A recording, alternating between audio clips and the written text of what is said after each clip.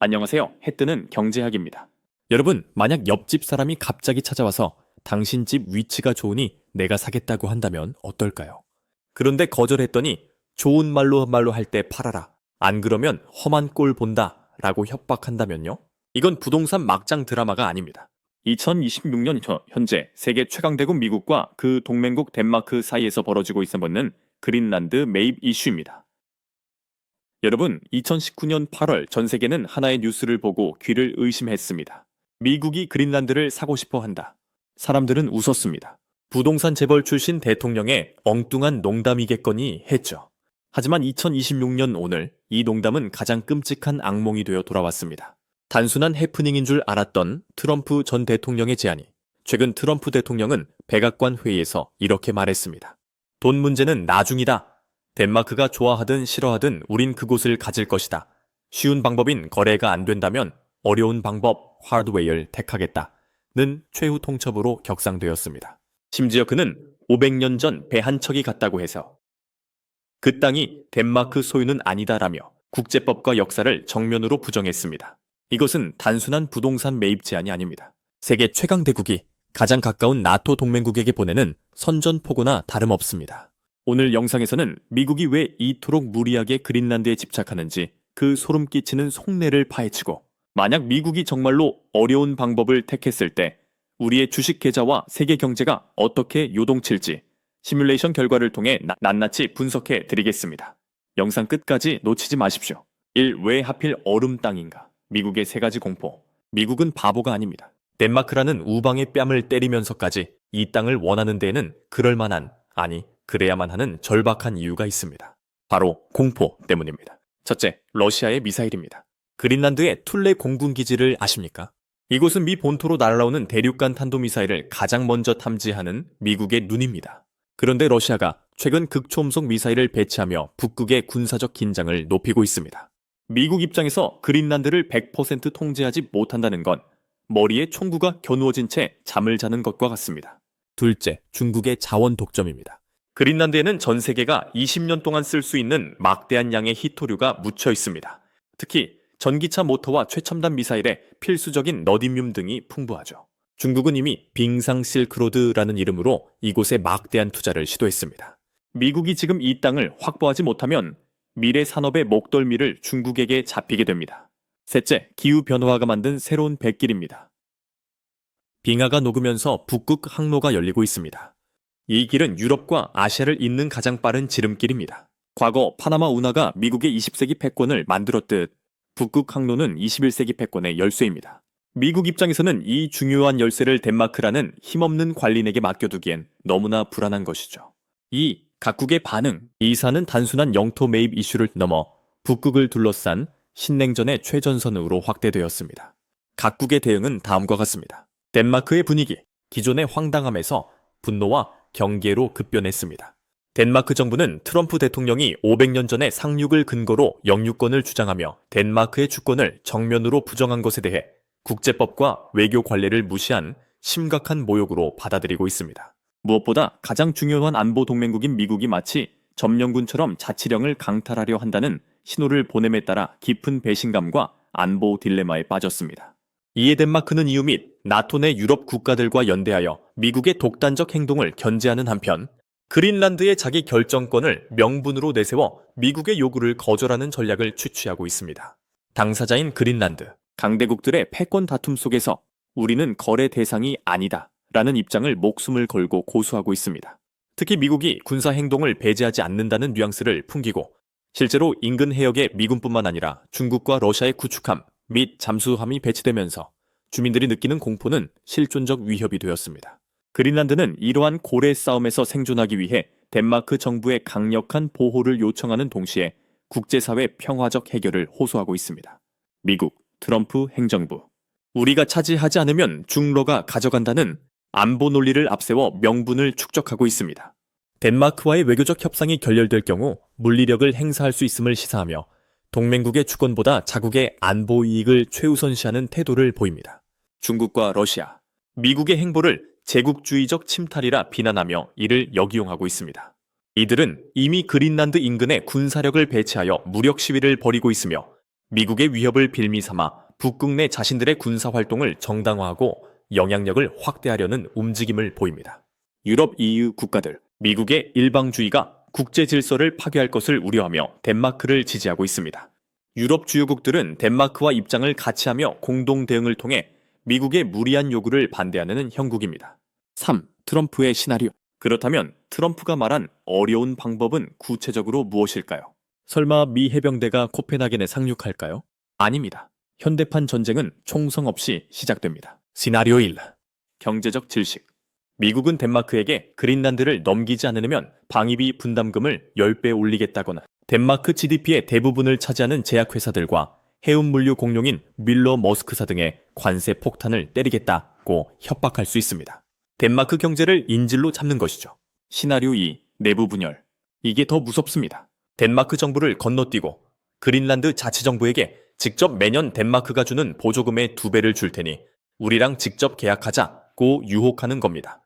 이미 미국은 그린란드에 영사관을 다시 열었고 140억 원 규모의 원조 패키지를 직접 제공했습니다. 이는 사실상 덴마크의 주권을 무시하고 그린란드를 매수하는 작업입니다. 시나리오 3. 실효적 지배. 협상이 결렬되면 미군은 북극 안보 위협을 명분으로 툴레, 기지 밖으로 병력을 확장하고 그린란드 주요 항구를 군사 통제 구역으로 선포할 수 있습니다. 덴마크가 반대해도 물리적으로 막을 힘이 없음을 이용하는 가장 야만적이지만 확실한 방법입니다. 4. 냉전 개막, 그린란드 강제 인수 시나리오와 섹터별 시장 전망. 자, 이제 우리의 본업인 투자 이야기로 돌아와. 만약 미국이 동맹국인 덴마크의 반대를 무시하고 북극에서 물리력을 행사하거나 실질적 점유에 나서는 시나리오가 현실화된다면 금융시장은 각 산업 섹터에 즉각적이고 차별화된 파장을 일으킬 것으로 예상됩니다. 첫째, 방위산업은 이번 사태의 최대 수혜처로 급부상할 것입니다. 북극이 새로운 분쟁의 최전선으로 떠오르면 군비 증강은 선택이 아닌 생존을 위한 필수가 되기 때문입니다. 이에 따라 미국의 록히드 마틴이나 노스롭 그루먼처럼 쇠빙선, 정찰기, 미사일 방어 등 북극 작전 수행 능력을 갖춘 기업들의 주가 급등이 예상됩니다. 특히 주목할 점은 한국 방산주의 도약입니다. 미국의 불확실성과 러시아의 위협에 직면한 나토 국가들이 자주 국방 강화에 나서면서 가성비와 빠른 납기 능력을 입증한 한화에어로스페이스, LIG 넥스원, 현대 로템 등 한국 기업을 향한 러브콜이 더욱 뜨거워질 전망입니다. 둘째, 히토류 및 전략 광물 시장에서는 본격적인 공급망 전쟁이 시작될 것입니다. 미국이 무리해서라도 그린란드를 원하는 핵심 이유는 중국 의존도를 낮추기 위한 히토류 확보에 있습니다. 이에 중국은 즉각적인 반발로 히토류 수출 통제 카드를 꺼내들 가능성이 매우 높으며 이는 단기적인 가격 폭등으로 이어질 수 있습니다. 이 과정에서 유니온 머티리얼, 포스코 홀딩스, 미국의 MP 마테리얼스와 같은 비중국계 채굴 기업, 그리고 성일 하이텍과 같은 폐배터리 리사이클링 기업들은 반사이익을 얻겠지만 중국산 원자재 의존도가 높은 IT 하드웨어 및 전기차 기업들은 비용 상승에 직격탄을 맞게 될 것입니다. 셋째, 에너지 및 원자재 섹터는 기대감과 리스크가 공존하는 모습을 보일 것입니다. 단기적으로는 미러 해군 대치 등 군사적 긴장감으로 인해 지정학적 리스크 프리미엄이 붙어 국제 유가와 천연가스 가격이 급등할 가능성이 큽니다. 관련주는 엑손모빌, 쉐브론, 에스오일 등입니다. 장기적으로 미국이 북극 자원을 본격 채굴하면 가격이 안정될 수 있겠지만 이는 10년 이상의 시간이 필요한 이야기입니다. 한편 북극 항로 개척 가능성이 높아짐에 따라 쇠빙선 건조 기술을 독보적으로 보유한 HD, 현대중공업, 한화오션 등 한국 조선사들에 대한 관심과 특수선 발주 기대감은 크게 높아질 것입니다. 마지막으로 안전자산으로의 자금 쏠림 현상이 심화될 것입니다. 동맹국 간의 불협화음은 시장의 불확실성을 극도로 고조시킵니다. 아이러니하게도 지정학적 위기가 발생하면 기축통화인 달러가 강세를 보이며 안전 피난처 역할을 할 것이며 화폐 가치 불안정과 전쟁 리스크를 해지하기 위한 수단으로 금과 미국 국채의 매수세가 집중될 것으로 보입니다. 반면 공급망 교란으로 인한 인플레이션 우려로 인해 의류나 음식료 등 필수 소비재를 제외한 일반 소비자의 섹터는 약세를 보일 것으로 예측됩니다. 5. 시장 충격 시뮬레이션, 돈의 대이동. 시나리오 3번, 즉 미국이 물리력을 동원해 그린란드를 강제 점유하는 사태가 터진다면 시장은 어떻게 반응할지에 대하여 해뜨는 경제학이 2014년 크림반도 사태와 현재 경제 데이터를 대입해 시뮬레이션을 돌려봤습니다. 결과는 충격적입니다. 그래프를 보시죠. 먼저 S&P 500 지수입니다. 보통 지정학적 위기가 오면 주가는 V자로 급반등합니다. 하지만 이번엔 다릅니다. 빨간색 실선을 보십시오. 사건 발생 직후 5% 이상 급락합니다. 그리고 회복하지 못하고 W자로 요동치며 우하향합니다. 왜냐고요? 적국이 아닌 동맹국을 공격했기 때문입니다. 이는 미국 중심의 국제 질서와 법치가 붕괴되었다는 신호이며 시장이 가장 싫어하는 불확실성의 끝판왕이기 때문입니다. 다음은 금입니다. 주식과 정반대죠. 노란색 선을 보세요. 단순한 급등이 아닙니다. 추세적 상승입니다. 미국 리더십에 대한 불신은 달러 약세를 부르고 이는 대체재인 금의 가격을 천정부지로 끌어올립니다. 이때 금은 단순한 투자 상품이 아니라 생존을 위한 보험이 됩니다. 주식시장이 흔들릴 때 보통은 달러가 강세를 보입니다. 하지만 이번 시나리오에서는 안전자산의 왕좌가 바뀝니다. 미국이 동맹국인 덴마크를 강압적으로 찍어 누른다는 것은 전 세계에 미국의 리더십이 병들었다는 신호를 주는 것과 같습니다. 미국 리더십에 상처가 나면 투자자들은 본능적으로 기축통화인 달러를 의심하게 됩니다. 결국 갈 곳 잃은 거대 자본은 달러보다 더 오래된 안전자산, 금으로 몰리게 됩니다. 화면의 노란색 선처럼 금값은 단기적인 공포에 의한 급등을 넘어서 달러 패권 약화에 베팅하는 장기적이고 추세적인 상승을 그리게 될 것입니다. 마지막으로 가장 주목해야 할 방산 섹터입니다. 초록색 선이 보이십니까? 이건 단순한 상승이 아닙니다. 슈퍼사이클의 시작입니다. 북극이 뚫리면 유럽 국가들은 발등에 불이 떨어집니다. 쇄빙선, 잠수함, 미사일 방어 시스템 없어서 못 파는 지경이 될 겁니다. 이국 투자자 대응 전략 및 체크리스트. 그렇다면 우리는 지금 무엇을 준비해야 할까요? 단순히 겁을 먹고 주식을 다 팔아야 할까요? 아닙니다. 위기는 곧 기회입니다. 다음 세 가지를 기억하십시오. 뉴스 키워드를 선점하십시오. 툴레 공군기지, 히토류 수출 통제, 덴마크 외교부 성명. 이 단어들이 뉴스 헤드라인에 등장하는 빈도가 늘어난다면 그것이 바로 시그널입니다. 단기 대응 D+7일 이내. 시카고 옵션 거래소 변동성 지수 VIX가 30을 넘어가면 주식 비중을 줄이고 현금을 확보하되 여러분의 계좌에 방산주, 특히 쇄빙선, 잠수함 같은 해양 방산 관련주, 한화오션, LIG넥스원, HD현대중공업 등과 EFT 등 금 관련 자산이 없다면 2020% 비중으로 편입을 고려해야 합니다. 이는 공격용이 아니라 기술주 폭락을 막아줄 방패입니다. 중장기 대응 D+30일 이후. 앞서 말씀드렸듯 미국 리더십의 위기는 달러 약세를 부를 수 있습니다. 따라서 현금 비중의 일부를 금 실물이나 금 ETF로 옮겨두는 것을 고려해야 합니다. 주식을 보유한다면 히토류 전쟁의 승자를 찾으십시오. 중국의 보복이 시작되면 히토류 가격은 폭등합니다. 자원 전쟁의 수혜주를 선점하십시오. 미국이 그린란드를 강제로 가져가려 한다면 중국이 가만히 있을까요? 절대 아닙니다.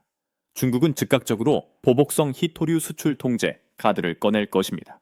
미국 너희가 자원을 무기화해? 그럼 우리도 안 팔아 라며 맞불을 놓는 것이죠. 이렇게 되면 전 세계 공급망은 마비가 오고 히토류 가격은 천정부지로 치솟게 됩니다. 이때 시장의 주도주는 누가 될까요? 중국 기업? 아닙니다. 바로 탈중국이 가능한 기업들입니다. 중국이 아닌 곳에서 자원을 캐내는 비중국계 채굴 기업이나 땅이 아닌 다 쓴 배터리에서 핵심 광물을 뽑아내는 폐배터리 리사이클링 기업들은 미중 자원 전쟁의 유일한 대피처이자 최대 수혜주로 떠오를 것입니다. 중국의 수출 통제 위협이 뉴스에 나올 때마다 주가가 춤을 췄던 기업들을 기억하십니까? 이제는 실체가 있는 기업을 봐야 합니다. 국내 주식 중에서는 포스코홀딩스, 미국의 MP 마테리얼스처럼 독자적인 리튬 팻말 광물 공급망을 갖춘 기업이나 성일하이텍, 세비캠 같은 폐배터리 리사이클링 기술 보유 기업이 히토류 대란의 피난처가 될 것입니다. 중국 외 지역에서 광산을 보유했거나 폐배터리에서 희귀 금속을 뽑아낼 수 있는 기술을 가진 기업, 포스코홀딩스, 성일하이텍 등 눈여겨보십시오. 7. 맺은 말. 역사는 반복되지 않지만 가군을 맞춘다는 말이 있습니다. 1867년 미국이 알래스카를 샀을 때 모두가 쓸모없는 얼음 상자라고 비웃었지만 지금 알래스카는 미국의 핵심 자산이 되었습니다. 트럼프의 그린란드 매입 시도 비웃고 넘길 일이 아닙니다. 천둥 소리가 들리면 우산을 준비해야 합니다. 지정학적 위기라는 천둥이 칠 때 오늘 제가 말씀드린 금, 방산, 그리고 자원 독립이라는 우산이 여러분의 자산을 지켜줄 것입니다. 오늘 내용이 유익하셨다면 구독과 좋아요, 알림 설정 부탁드립니다. 해뜨는 경제학은 내일도 시장의 가장 뜨거운 이슈로 찾아오겠습니다. 감사합니다.